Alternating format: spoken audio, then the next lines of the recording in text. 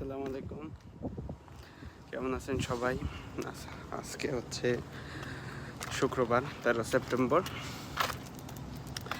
সাধারণত জাপানে শুক্রবারে মসজিদে অনেক ভিড় দেখা যায় এবং এই ভিড়টা আসলে সাধারণত ভালো।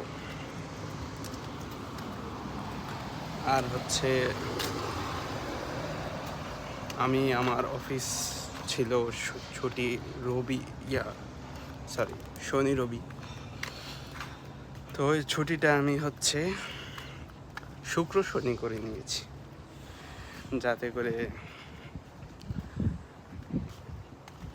বাংলাদেশের সাথে মিল রাখা যায়। বুঝতে পারছেন?